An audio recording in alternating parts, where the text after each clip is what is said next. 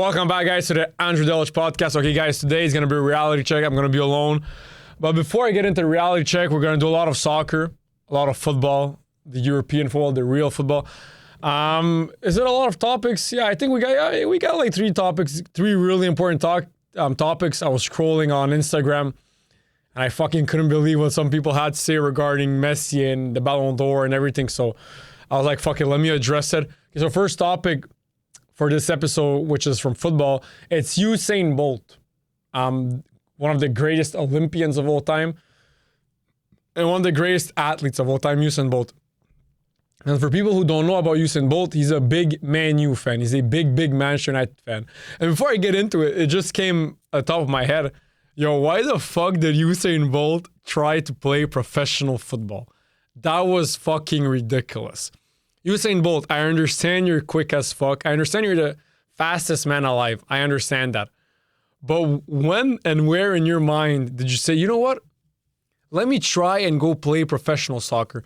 And on top of that, not only did you try to become a professional soccer player, football player, already right there, that's like fucking ludicrous on your part, but you wanted to play for Man United, one of the greatest clubs in the world. Like, you didn't say, okay, you know what? I want to be a professional soccer player.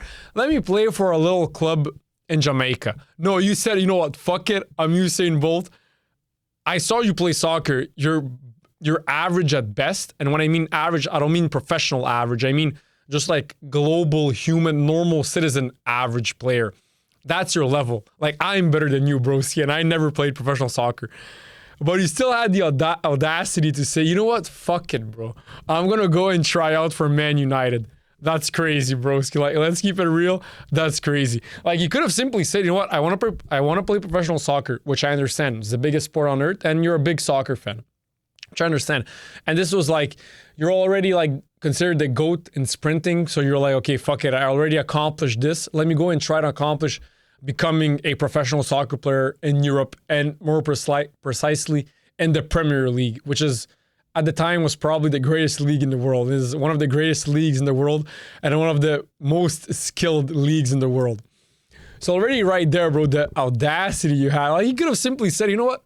Let me try out for a team in Jamaica. That makes more sense. Even then, you wouldn't have made the cut because they play better than you do. They are still professional soccer players. You're not a professional soccer player level. That's not your level when it comes to soccer. Yes, you're the fastest man alive, but soccer is way more than just running fast, like way more. So you could have tried out for a normal, average Jamaican team. Even then, I would have been like, okay, you know what? He's not as good as you think he is. But still, I'll be like, you know what? If I was a Jamaican team, I would have still signed him because he's the biggest legend out of our country, and he's the greatest athlete that ever came out of Jamaica. And he's one of the greatest athletes of all time and one of the greatest Olympians. So only because of that, I would have signed you. But broski, for you to go and try out for Man United, Manchester United, that was fucking ludicrous, bro. Like, come on, broski. That's why, of course, I mean, they let you try out and practice with the team. Of course, you're fucking Usain Bolt. But they would have never given you a contract. They would have never signed you up because you're not good at soccer, bro. You're not good at football, Usain Bolt. But having said that, all my love and all my respect, you're one of the greatest Olympians of all time. You accomplished so fucking much. You're the fastest man alive. You're the fastest man of all time. I don't know if there's ever someone who's ever going to break your records or who's ever going to be faster than you were. I mean, it's probably never going to happen.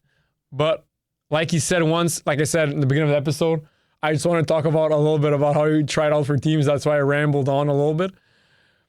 But he said, I'm quoting him, can't identify one good thing we good at. I'm quoting him. I know the English isn't the best, but I'm still quoting him. He said it to Usain Bolt regarding Man United right now. Tomorrow, I'm doing a soccer episode, a football episode with my brother. We're going to go more into depth into what's happening with Man United.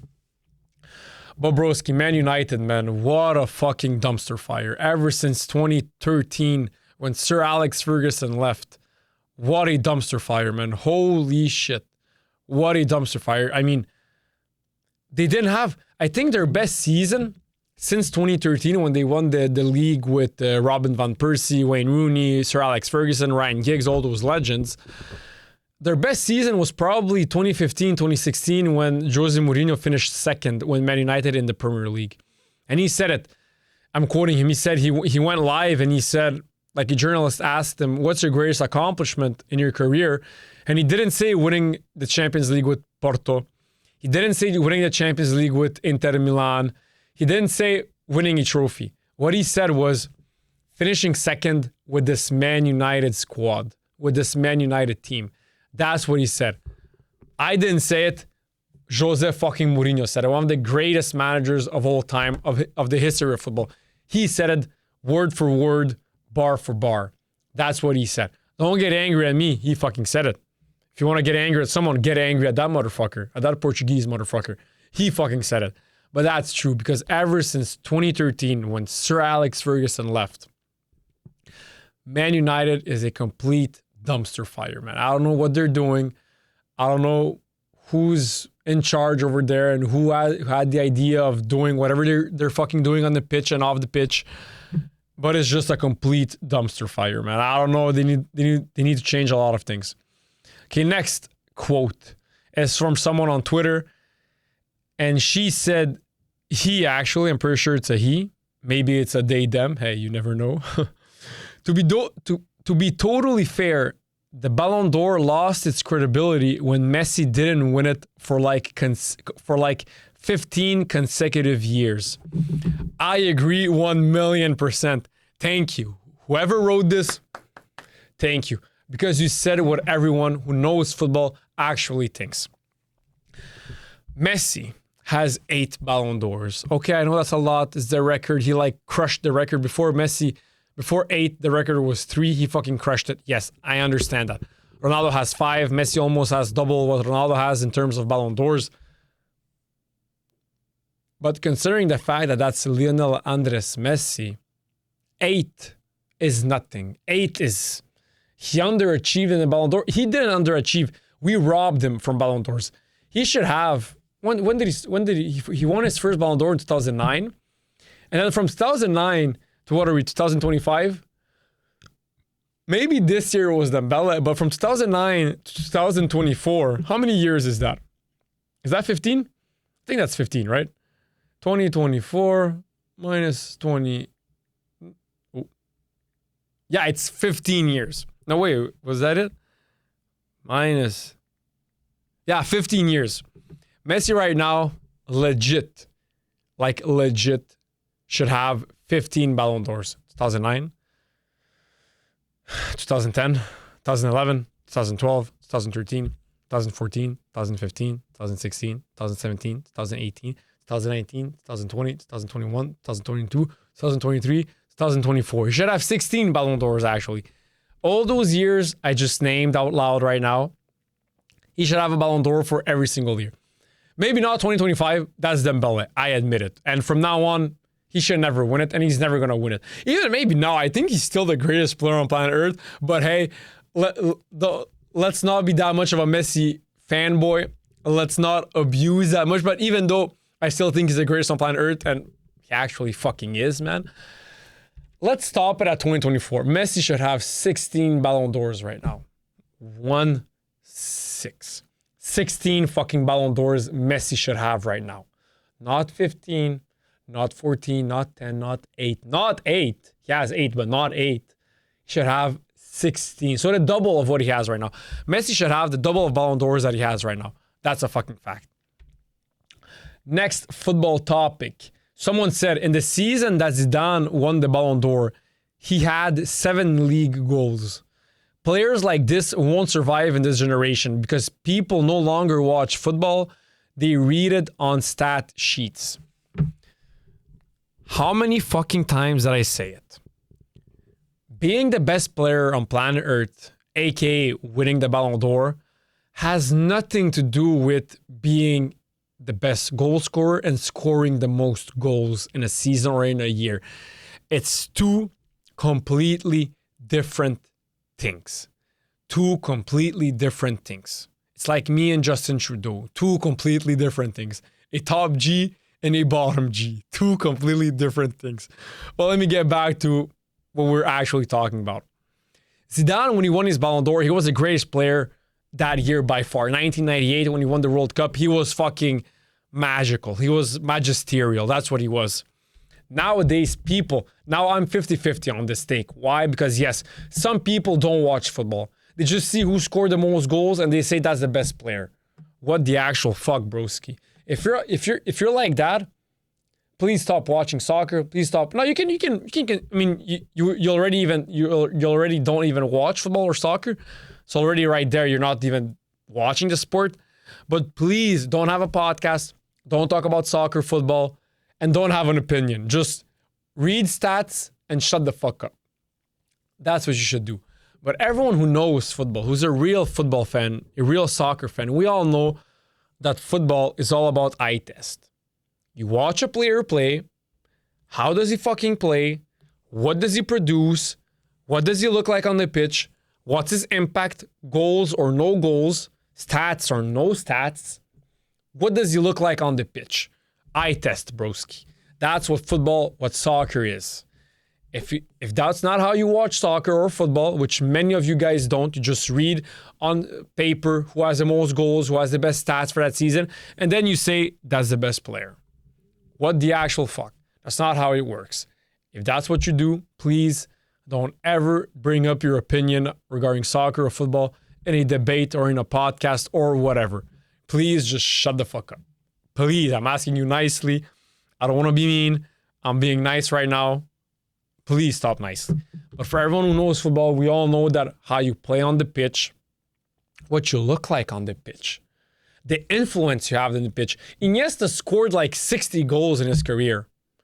Are you going to say that Gonzalo Higuain is better than Iniesta? Higuain, this is a fact. Higuain scored more career goals than Diego Armando Maradona. If I ever hear someone say that Higuain is better than Maradona, if I don't slap him, please someone slap me. Because that's a disgrace. Please. Because that's not a threat. I'm just joking right now. Don't try to clip it and fucking take me to court. That was a joke. I'm a comedian. That was a joke. But let me get back to what I was saying.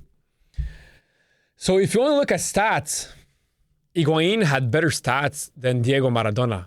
They're not even close. It's not like, oh, maybe, no. It's like Maradona is not 10 times better than Higuain, 100 times better than Higuain, 1,000,000 times better than Higuain. It's not even comparable. What the fuck? But people who only look at stats, they have no fucking clue what they're talking about. That's an example, and there's many other examples. Higuain scored more goals than Iniesta. He's not better than Iniesta, man. What the fuck? Different positions, yes, but still, he's not better than Iniesta. I don't give a fuck. Who else? I mean, top of my head. I mean, Zlatan probably scored more goals than Neymar. He's not better than Neymar. He's not. I'm sorry, but he's not. Zlatan is amazing. I fucking love Zlatan. One of my biggest idols, one of my favorite players to ever play the game. He's not better than fucking Neymar. Not even fucking close. Lewandowski scored more goals than Neymar. Not better than Neymar. I don't give a shit. He's not better than Neymar. Not even close.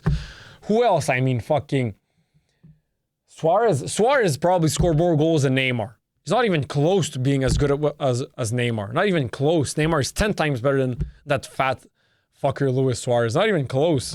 So guys, stop watching stats sheets and start literally watching the game, watching the players, and having an eye test for the players and for everything. Okay, so recently Ontario just passed a new law banning speed cameras. Jesus. Thank you for answering my prayers. Thank you for answering everyone's prayers. Jesus, I love you. You saved us all a lot of fucking money. It was just a question of time, Jesus, that they finally cancel and they finally ban speed cameras, because I was this close. I swear to God, I was this close to taking a baseball bat. Not a spray can, that's gay, and spraying us. Nah, a baseball bat and breaking every speed camera on King Edward in Ottawa. I swear to God, that street gave me so much PTSD for speed cameras, light cameras. I don't even know. Gave me so much fucking PTSD. I was this close to taking a baseball bat and just breaking them all.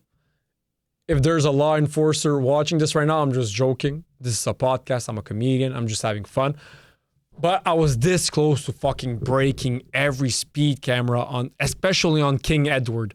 Yo, for everyone who's from Ottawa and Gatineau, King Edward gave us PTSD. Not only is there like a million homeless people living there, but all the speed cameras and all the fucking light cameras and just all the cameras in fucking general and all the fucking homeless people that lived there on King Edward.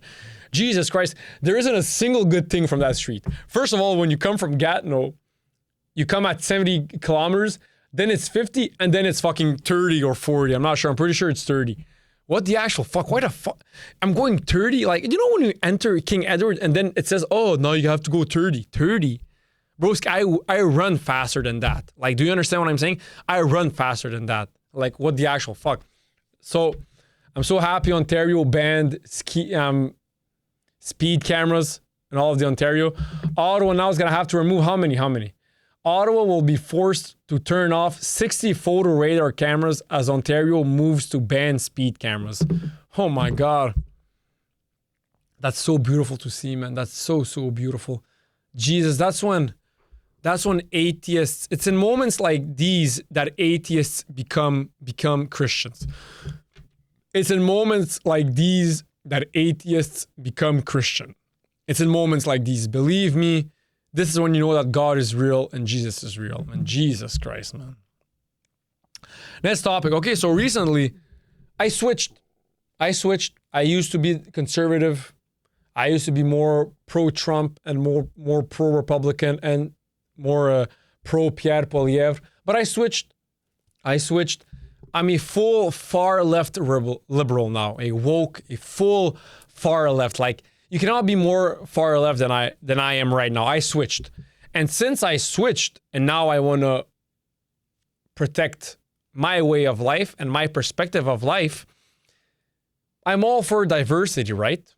That's what the far left, what they are preaching. Actually, it's what we are preaching now since I switched. They're all for diversity. But I'm even more far left than them. So I'm not only for diversity here in Canada and North America and the Western world, since woke people only tend to think about diversity in Western countries and white countries. I'm looking for diversity all across the world. So let's look at diversity in African countries. They better have good diversity because, like I said, I'm a far left wokeist and I believe in having diversity everywhere. What is the demographic in Congo? It better be good because, hey, I'm a far left wokeist, fucking terrorist far left. It depends. Median age, mortality, perfect.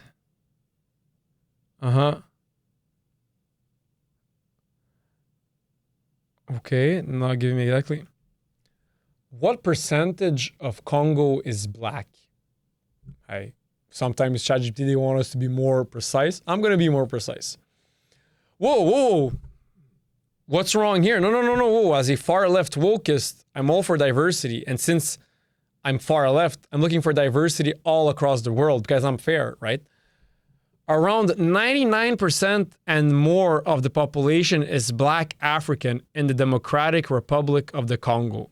No, this isn't good. It's not how it works. Bring white people, bring more Arabs, bring more Asians, bring more brown people, bring more Latinos, whatever, because Congo, Democratic Republic of Congo, I'm talking to you right now. This can't pass. I'm a far left wokeist. I'm all for diversity. And you guys have 99 and even more % of the population is black. That's not going to work. So first of all, Africa, you guys are gonna need more white people. You guys are gonna need more Latinos. You guys are gonna need more Arabic people. You guys are gonna need more Indians, more Asians, and more everything because you guys need more diversity. Okay, so I solved that problem in Africa, Congo. Let's go now to an Arabic country. What percentage of Iraq is Arabic people? Let's see. Now this better be better. What percentage of Iraq is Arabic people?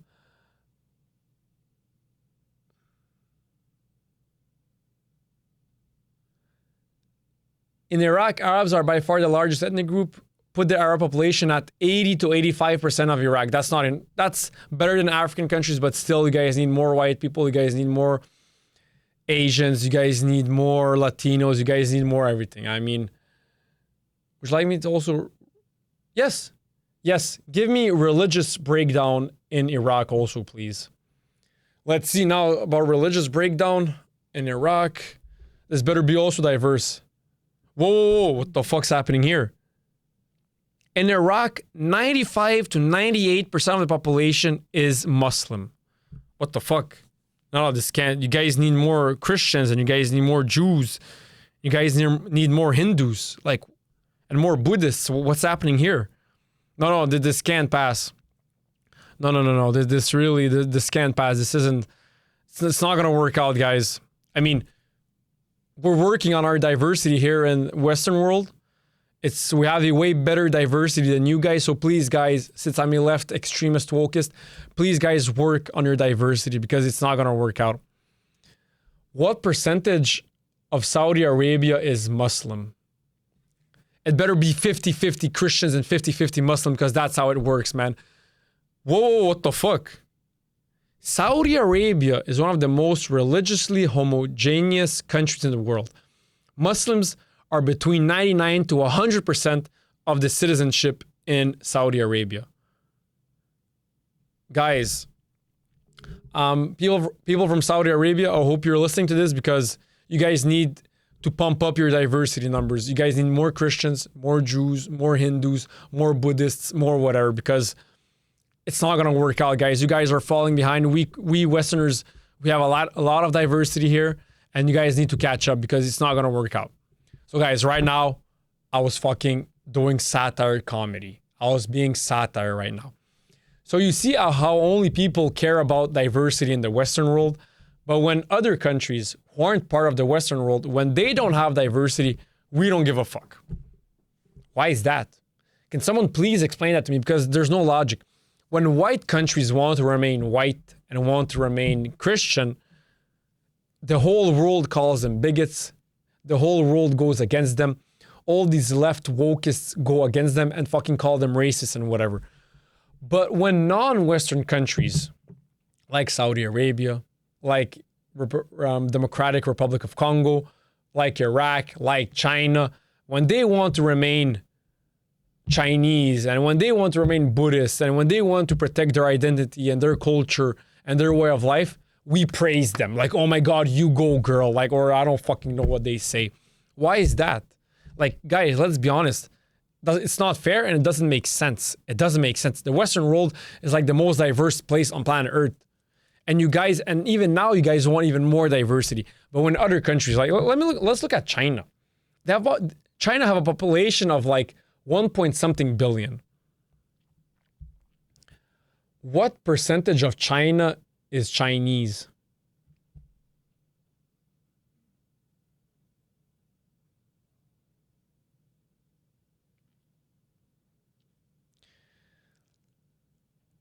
(92 to 93% of the population is Han Chinese. The other 8 to 7% is from Zhuang, Hui, Manchu, Uyghur, which are the Muslims, Miao, Yi, Tujian, Tibetan, Mongol, Korean, etc. So it's fair to say, yes, 92 to 93% are Han Chinese, but the rest, it's all Asian people of the Asian race or the Asian, I don't know if we still say race because we're all the human race, but you guys know what I mean, the Asian race. So it's like 99%, maybe 100, even 100% of Chinese residents and people who live in China are of the Asian race, 100%. China, if you're listening right now, just like the Western world, you guys need more diversity. We have way more diversity than you guys. So you guys are gonna need more white people. You guys are gonna need more black people. You guys are gonna need more Arabic people. You guys are gonna need more Latinos. You guys are gonna need more Indians and more whatever because you guys need more diversity. So you see, guys, you see how it's unfair? When America wants to remain, when Poland, because Poland is what's going on in the news right now, when Poland wants to remain Christian and white and whatever, everyone has a big fuss. Everyone makes a big fuss out of it. When China wants to remain Buddhist and Asian and Chinese, no one cares. Everyone praises them and no one bats an eye. Why is that? Why is that? I don't know. I find it fucking stupid. I understand each country wanting to protect their identity and their way of life. I understand it's normal. I understand white Canadians wanting to keep Canada white, Christian, and the Canadian way of life. I understand that just as much as I understand Chinese people wanting to keep China Chinese way of life, China culture, Buddhism, whatever they have over there. Just as much as Congo wants to keep Congolese, with a lot of Congolese people, with their religion, which is mostly Christian and Muslim, and their way of life. I understand that when Saudi Arabia wants to keep their country Arabic and Saudi Arabian with Muslim, with Islam and everything, I understand it. I don't blame them. I understand them. But same goes for when Western countries want to keep their way of life, their culture, their values, everything. We have to be fair all across the board. We have to be fair, guys. And this goes for all the wokeists out there, all the minorities who complain that the Western world isn't diverse enough. There's too many white people, too many Christians. Well, no fucking shit. That's how it should be. It's a white country. It's a Christian country. What the fuck do you actually think? If I go to China, of course, there's going to be more Chinese and more Buddhists and whatever. It's a Chinese country. It's China, bro. So let's be fair across the entire board and let's be fair for everyone. Next topic. Okay, now it's going to be more philosophy, which I really love philosophy. I feel like every human being should always strive to be a better version of himself. Self-growth is probably the most precious thing on planet Earth by far. Like nothing compares to self-growth. And it's so precious because the point of life, in my opinion, is to wake up every single day, first of all, grateful. Grateful is number one. Always wake up grateful. And then how can I have the best day? I can have the most successful day, quote unquote, regarding things that I want to pursue. So we all have different hobbies, different things that we pursue, different goals, different objectives. But at the end, it's all about getting closer to our goals, to our dreams, and to completing our objectives. That's how I feel like everyone should live life. And that's how I feel like that's the main point of life, is you wake up grateful, because as long as you wake up healthy and as long as you even wake up, you should be grateful, because many people aren't going to wake up tomorrow. Knock on wood, I wake up tomorrow. Many people aren't going to wake up tomorrow. Many people aren't going to wake up healthy tomorrow. Many people aren't going to wake up with a family tomorrow. Many people aren't going to wake up in a safe country tomorrow. Many people aren't going to wake up having everything that you have. So you should always be grateful. That's number one. Wake up, you should be grateful. No matter what, when you wake up in the morning, wake up grateful. And when you wake up grateful, you're going to have more out of life. Thank you, big boss. That's the chill naked. So like I said, that's step number one. That's my step. And even though, of course, no one's perfect, I'm not perfect. Sometimes I wake up in a bad mood. That's normal. Maybe I don't know what happened. I don't know why. It just happens to everyone. We're all human beings. But the goal is to, even if you wake up ungrateful, or even if you wake up in a bad mood, get into the mood. That's something my dad would always tell me. Even when you're not in the mood, and even when you're having a bad day or you're in a bad mood, force yourself to get into a good mood and to get into the mood, so then you can accomplish what you have to accomplish for the day, and so then you can grow and get closer to your goals and to your destiny, which you want to achieve. So even if you're not in the mood, tough shit, get into the mood. That's a really good advice that my dad gave me, and that my uncle, my dad's brother, used to give me also a lot. I'm laughing because my dad, when he's gonna watch this, he's gonna understand why I brought up my uncle. But that's a really good advice you have. Even if you're not in the mood, get in the mood. So talking about that, I want to talk about a little bit about philosophy right now for the rest of this episode. So normally what happens when people are too nice, they let other people walk all over them. I've always been nice, but I never consider myself too nice. I always knew how to draw the line and when to tell people no and when to tell them to go fuck themselves. And everyone should have that ability inside of them. Now, because some people, I saw it happen many times in my life, in high school, at job, at my work, in social settings, at the bar, wherever. Even if you're really nice, I understand you don't want to hurt other people's feelings. But at the end of the day, you have to do what's best for you and to protect you in a way. So guys, if you're someone who's too nice and you know deep down when someone's taking advantage of you or when someone's walking all over you, don't let it happen. Put your foot down. Don't be afraid. Be brave. Put your foot down and simply say that's not going to happen anymore. Put them in their place and just tell them no. Don't be afraid because it's really, really fucking important. Now, what's also important is, of course, not letting people take advantage of you and not letting people bully you or walk all over you. But at the same time, you don't want to become a bully. You don't want to transform from being a victim to being a bully. That's not the goal. That's not what I'm saying right now. What I'm saying is you have to be assertive. Be in the middle. So you're not a bully. You don't bring people down. You don't walk all over people. You don't take advantage of people who are weaker than you or whatever. You're not a bully. But at the same time, you don't let bullies, you don't let pieces of shit human beings walk all over you and take advantage of you. You stay in the middle. You have to be assertive. I feel like the most accomplished human beings and the best human beings are assertive. They're not bullies. Don't be a bully. I would never ever tell anyone to be a bully. But don't let people bully you. That's the goal. Be assertive. That's my opinion. Maybe some people have another opinion.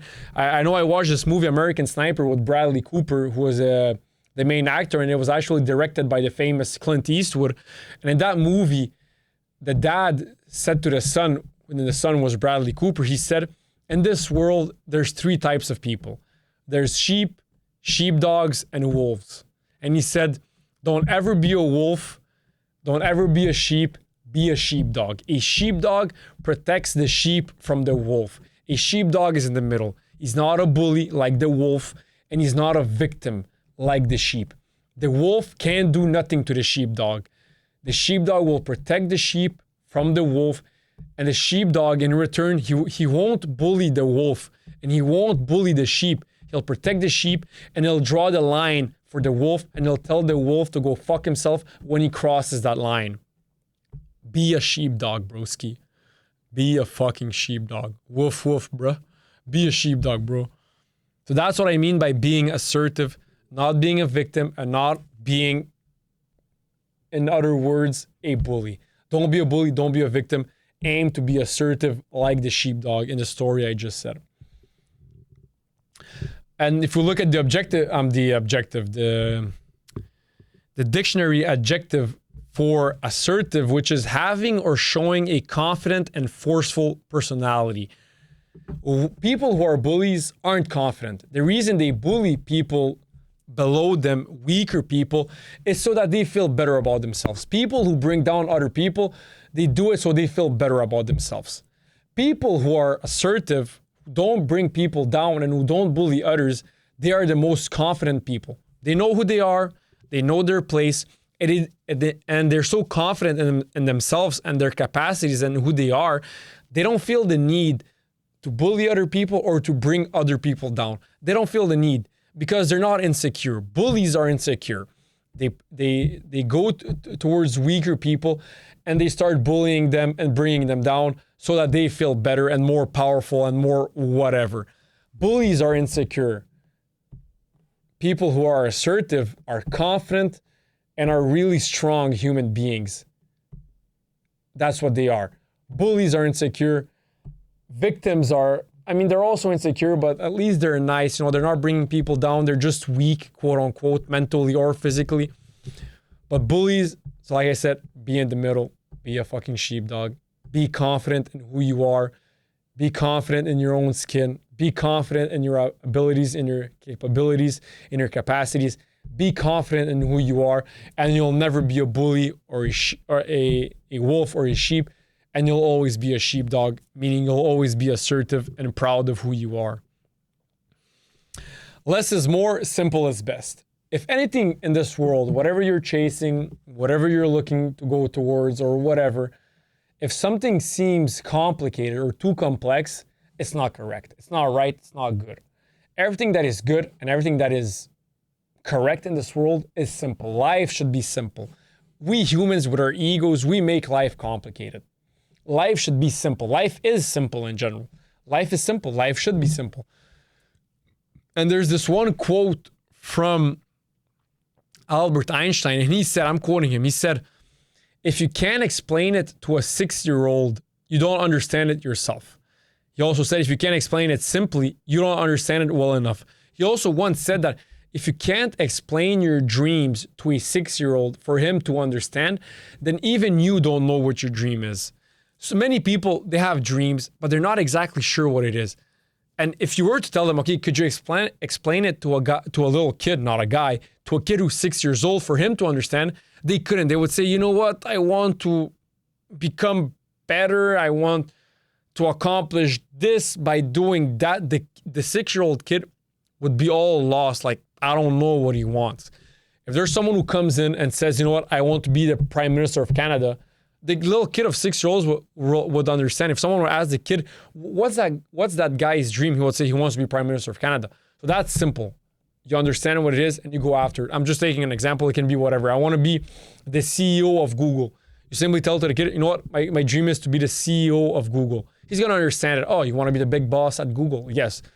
I want to be a professional athlete. The little kid's going to say, oh, he wants to play professional baseball. He's going to understand it. But many people, even themselves, of course, they know they want to be rich and famous and successful and be powerful and have status and have a lot of fucking money. Everyone wants that, of course. But how are you going to get it? I mean, you can't just be rich. You have to do something which will, at the end of the day, bring you money and bring you riches, which is what you want. So what do you want? If you can't explain it to a little kid who's 6 years old, then even you yourself, you're lost. You don't know what you want. And like I said, if you can't keep it simple, you don't know what you want. Next topic. In my opinion, bravery is all we men have. Bravery is one of the most important qualities of man can have, to be brave. In my opinion, it's one of the best how can I say, qualities that a man can have, being brave. I don't know if it's number one. There's many other qualities like sticking to your word and whatever, but being brave, being courageous, doing what needs to get done, even if you're afraid or even if you don't feel like it. Bravery, courage is one of the greatest qualities a man can have and one of the most important qualities a man needs to have. Of course, there's discipline also. Being disciplined, in my opinion, is really, really fucking important. And as a 25-year-old Andre Delic, in my opinion, being disciplined and being brave, those two, not caring what people think, living life on your own terms, I guess that's bravery, that's being courageous. But all of that, what I just named, in my opinion, those are the main and the best qualities a man can have. Having peace of mind, is that a quality? Maybe it's considered being wise. I don't know if it's a quality. I don't know. You guys tell me. Maybe I'm wrong. But being courageous is so important for man. And that's why when you look throughout history, the biggest fairy tales and the biggest stories, the biggest tales are all about courage. All the stories of a knight facing the dragon to save the queen. That's a story. That's a tale of bravery. A knight goes afraid. He's afraid to face the dragon. Of course he is. But he does it. Why? Because it needs to get done. That's what courage is. Courage and bravery isn't not being afraid to face the dragon. Courage and bravery is knowing you're afraid, understanding your fear and why you're afraid, and still facing the dragon and still slicing the dragon's neck. That's what bravery and that's what courage is. That's what it is. Now here I have a little definition of what courage is. Courage is the choice and willingness to confront agony, pain, danger, uncertainty, or intimidation.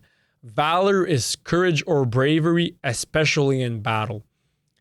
This isn't my definition. This is Merriam-Webster's definition of courage. Courage is the choice and willingness.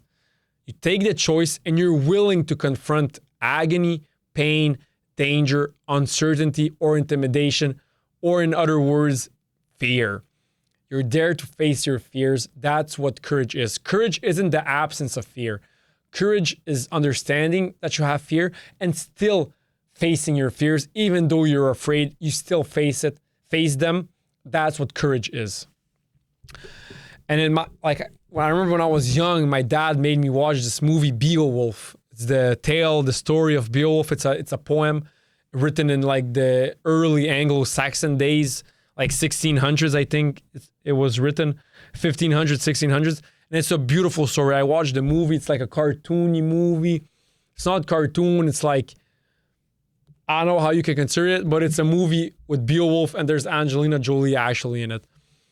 The epic poem Beowulf tells the story of a Geatish hero who travels to Denmark to help King Hrothgar fight the monster Grendel, after which he kills Grendel's mother.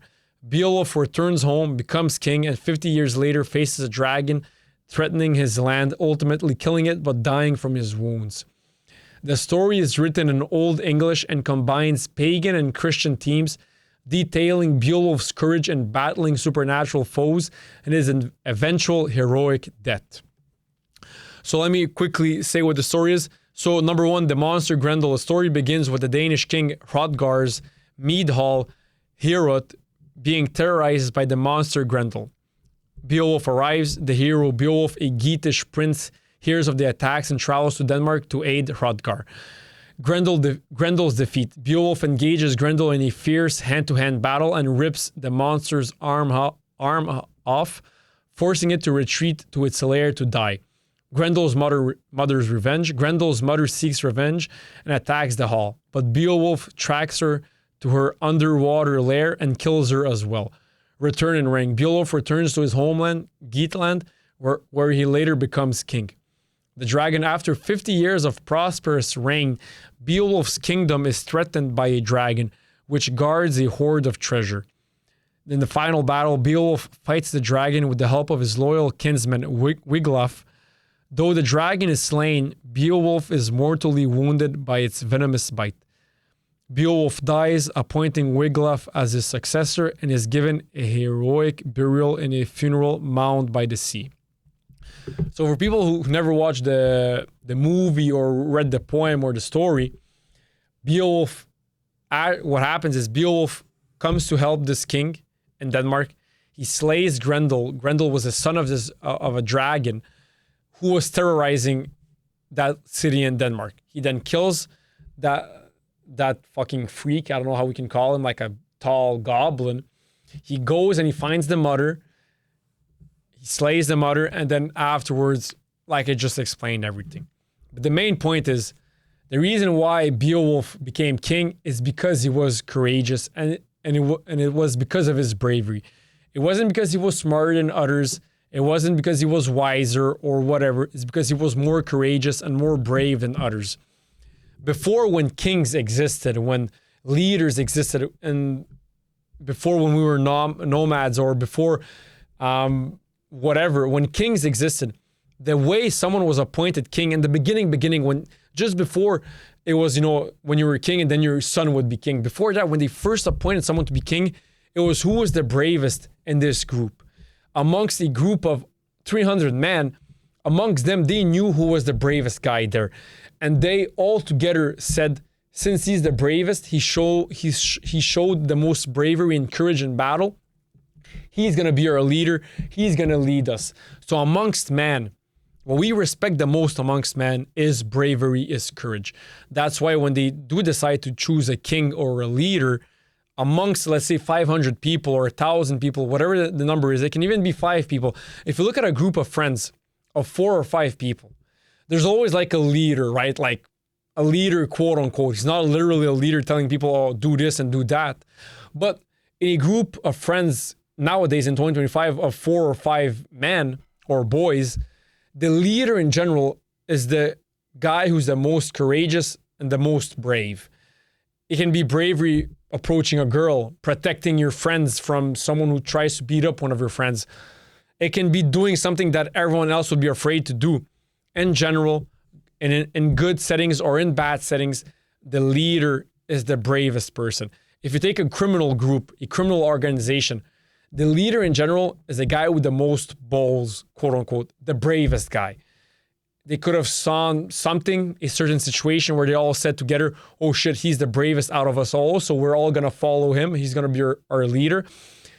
So in everything, when it comes amongst men, what we value the most in other men is someone who's brave and someone who's courageous. That's why, like I said, even now in 2025, I don't want to, I know I was talking about kings and the story of Beowulf, which was like hundreds and even maybe thousands of years ago. Let's say now in 2025, when there's a group of friends of 4 or 5, like I said, there's always like one leader, and it's always the bravest guy. It's not the best looking, it's not the smartest, it's not the strongest, it's not the quickest, it's not the richest, it's not the whatever, it's the bravest one. It's the one with the most balls and with the most guts. He's going to be in general the leader of that group. That's why bravery and courage is so important amongst men. Okay, so a little bit of politics, but it's not going to be a side. So I always said this. Of course, now in 2025, in the past elections, I voted conservative. But if we would have been in 2015, I would have voted liberal. So I'm not married to one political side. And that's why I don't understand why some people are married to a certain political side. I don't understand why someone's a liberal for his entire life and he doesn't care what the liberals say. He knows he's liberal for the rest of his life, or the other way around. A conservative who doesn't care what the conservatives say for this election or do, he's a conservative for the rest of his life.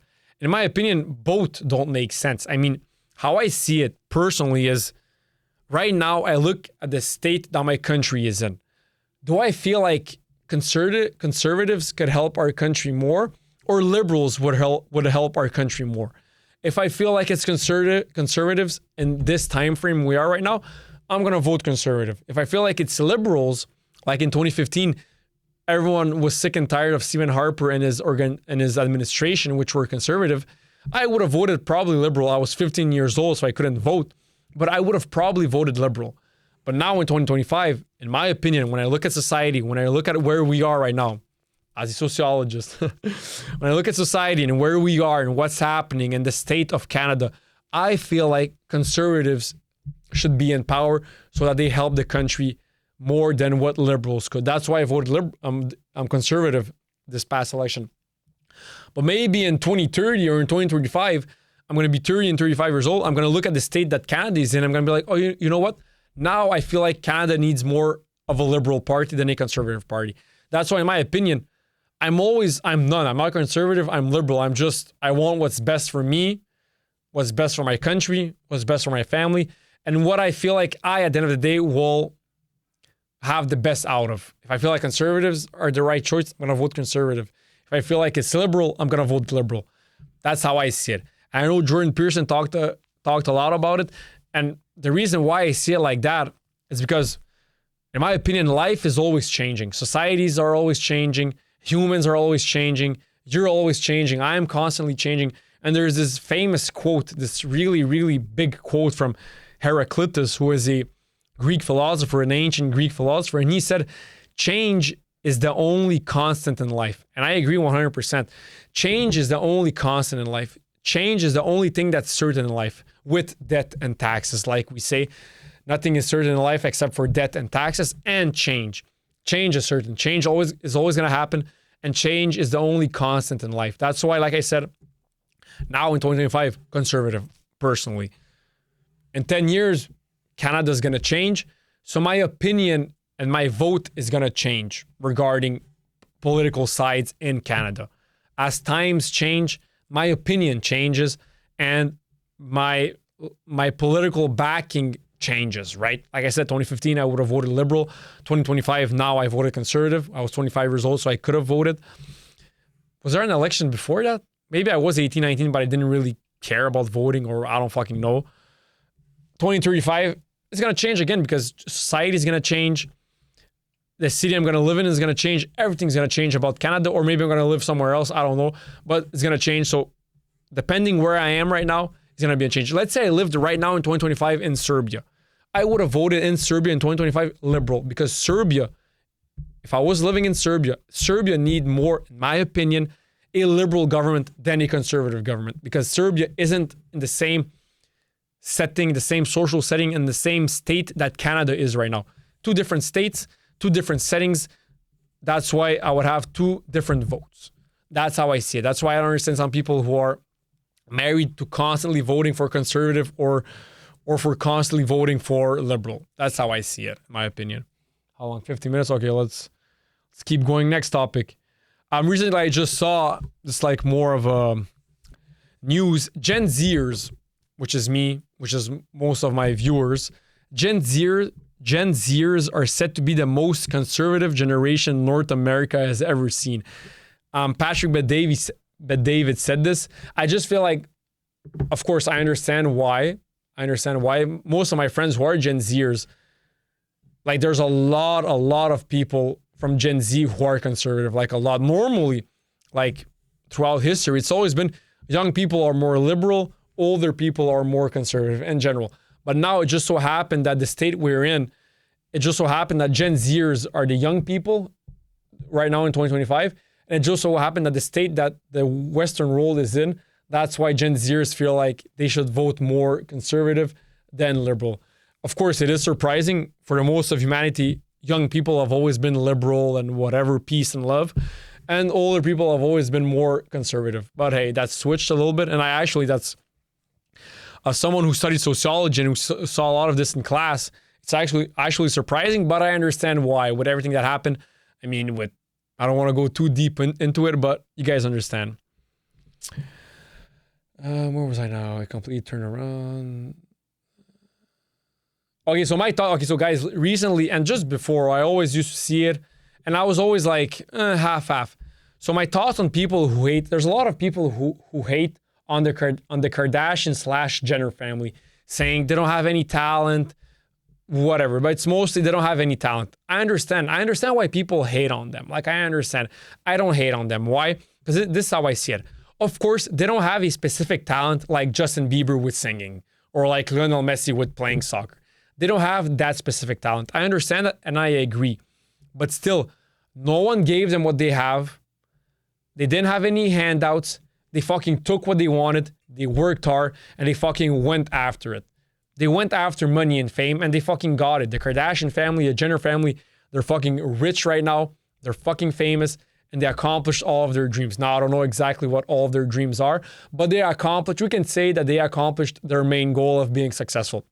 Now, of course, like I said, I understand people saying, oh, Kim Kardashian only became famous because she did a sex tape with Ray J and whatever.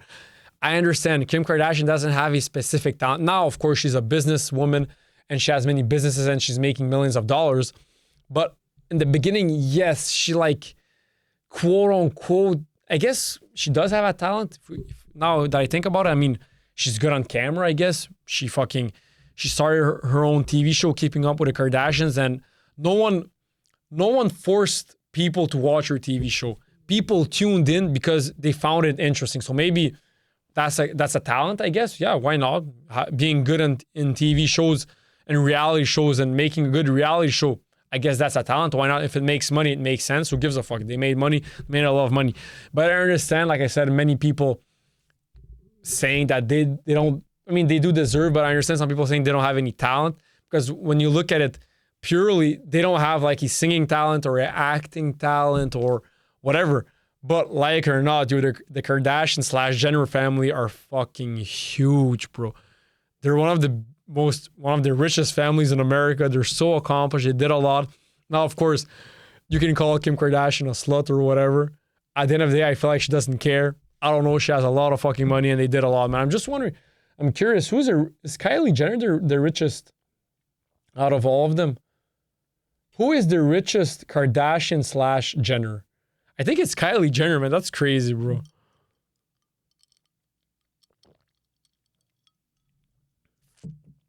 Oh no, the richest Kardashian/Jenner is generally considered to be Kim Kardashian with an estimated net worth of about 1.7 billion US dollars. Yo, props to Kim Kardashian and her family and the Kardashian/Jenner family, man. Props to them. 1.7 billion US dollars, man. You guys can laugh at her all you guys want, call her a porn star. I mean, everyone saw that video. That video was like, low-key was like some of the least explicit video I ever saw. Like, everyone watched it. 1.7 billion US dollars, man. That's just great. Kylie Jenner is often cited as the second richest with an estimated net worth around 700. I thought she was a billionaire, Kylie Jenner. Maybe she wasn't, maybe now she isn't. But either way, 700 million, 900 million, 1 billion. That's fucking crazy. Bro, she has more money than like LeBron James, bro. Like maybe LeBron James has as much as Kim Kardashian. And that's fucking LeBron James, the greatest basketball player of all time, him or Michael Jordan. But you guys know what I mean. She has more money than him. She has more money than, I'm probably sure she has more money than Cristiano Ronaldo, bro. What is the net worth of Cristiano Ronaldo? Yo, bro, Ronaldo, bro. Like one of the greatest soccer players of all time. The most followed guy on Instagram.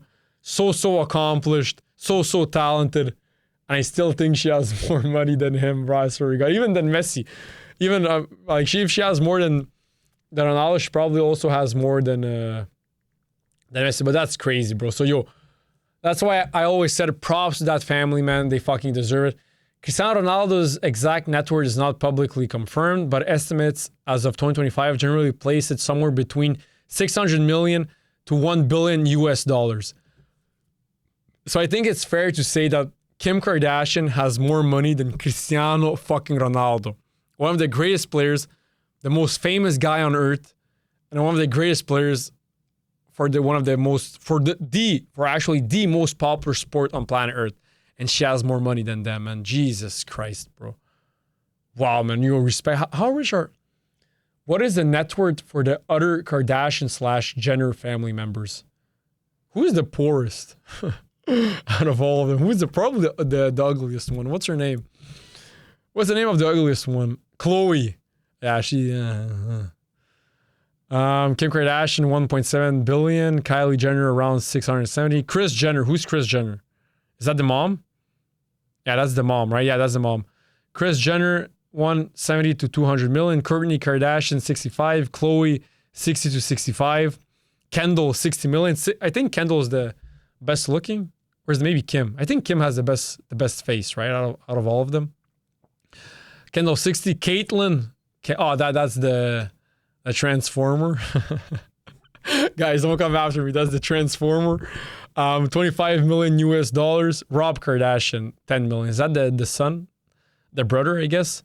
But hey, man, I just want to end this with saying congrats to the Kardashian/Jenner family, man.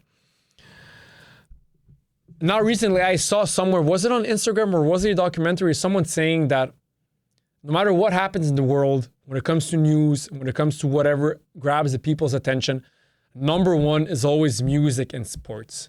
Which I understand. If you look at it, if you think about it deeply and rationally, nothing, and I truly mean nothing, unites people more than music and sports. It's crazy to see. It's really beautiful to see.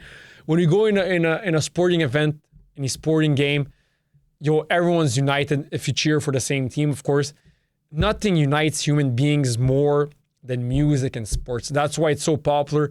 That's why we love musicians and athletes so much, because nothing unites us more than athletes and artists, then especially sports and music, more than athletes and musicians, since they're individual human beings. But sports and music, man, so beautiful, man.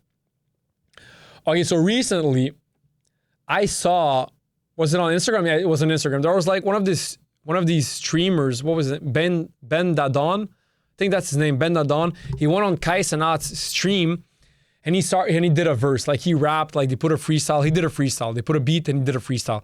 And someone wrote under his post on Instagram, someone wrote, he rap better than his buddy Drake. It's like a random guy. It's not a famous guy. It's a random ass guy with a random Instagram who wrote it. And the guy who actually replied to this comment is Drake, Champagne Papi, which is his @ on Instagram. He literally replied to the guy and he said, man, I can see you writing this and being like, why am I doing this from the kitchen at Applebee's? Like, broski. Drake, he shouldn't have replied. Like, the guy who insulted him, he shouldn't have replied. Like, that's just dumb. The guy is a nobody, the guy who wrote that. And just the fact that Drake responded shows us, maybe not to a big degree, but to a certain degree, shows us that comment got Drake all riled up and angry and sad and whatever. It made Drake feel an emotion. That shouldn't have riled up Drake. You're fucking Drake, one of the greatest rap artists of all time and one of the greatest artists of all time. Like, you're fucking Drake. That comment shouldn't have riled you up. That's why when someone insults you, especially if you're fucking Drake or if you're someone who's really, really accomplished, if someone lower than you insults you, you shouldn't care.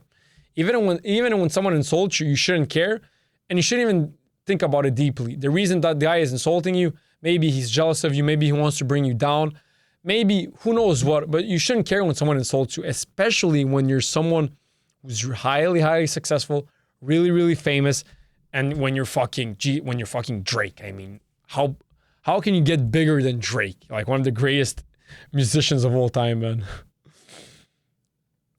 Okay, so recently, as you guys know, I said I have a new job. I'm a car salesman now.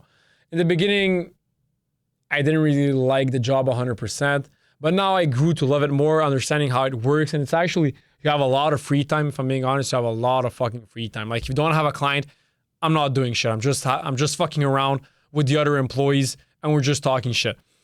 But what's good with having a sales job and why I feel like everyone should have at least some degree of sales experience is because you need sales all throughout your life and every aspect. When you try to get a girl, in a way, you're selling yourself. When you try to get investors to pitch in for a project you have in mind or whatever, you need to know how to sell your product or how to sell yourself depending what you're offering to the investors. If you're offering, let's say I'm offering for someone to invest on my podcast, then I'm selling myself, right? Because I'm the product. My podcast, I'm the product. But let's say you invented a new energy drink and you want to sell it, then you're selling the product, right? Because that's what you want people to invest in, is your energy drink. But at the end of the day, everyone should have some degree of sales experience. It's really, really important in life.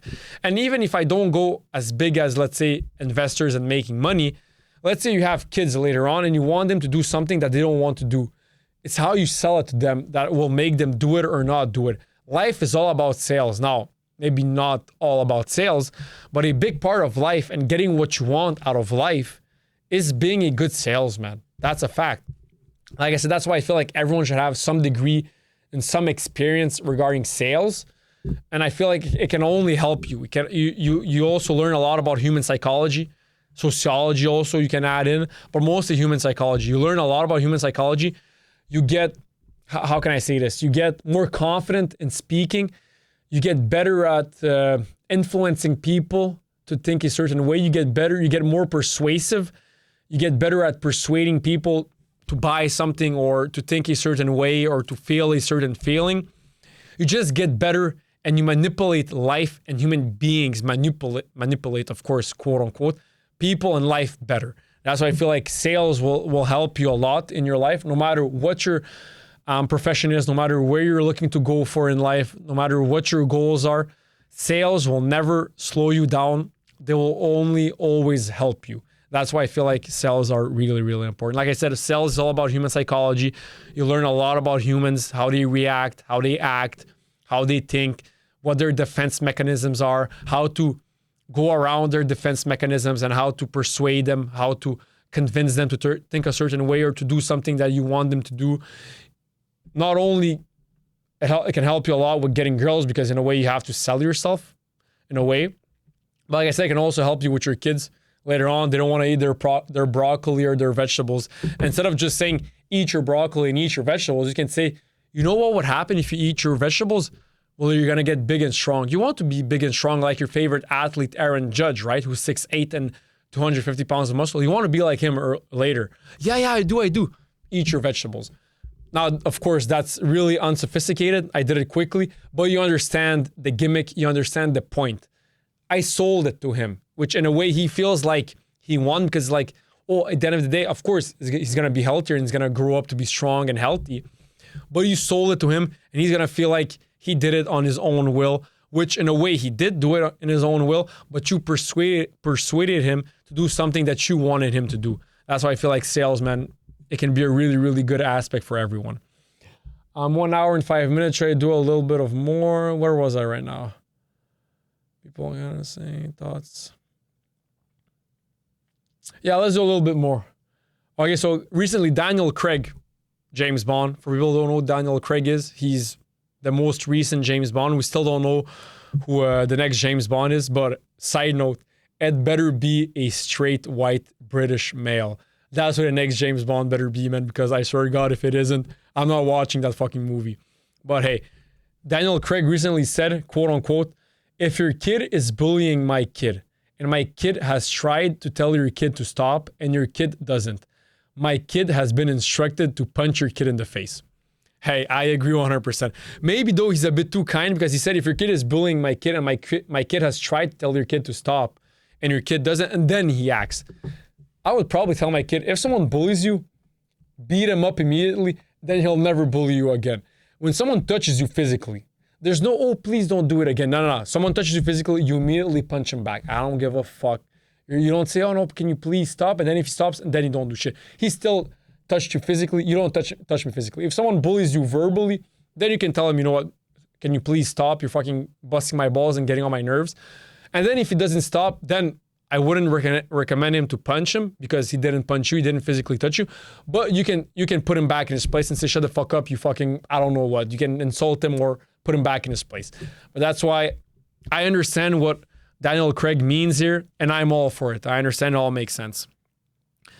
Okay, let's do one more from Andrew Tate. Andrew Tate recently said on a tweet, yo, this was funny as hell, and I agree 100% with what he said. He said, there is nothing worse than out-of-shape men who think fashion can compensate.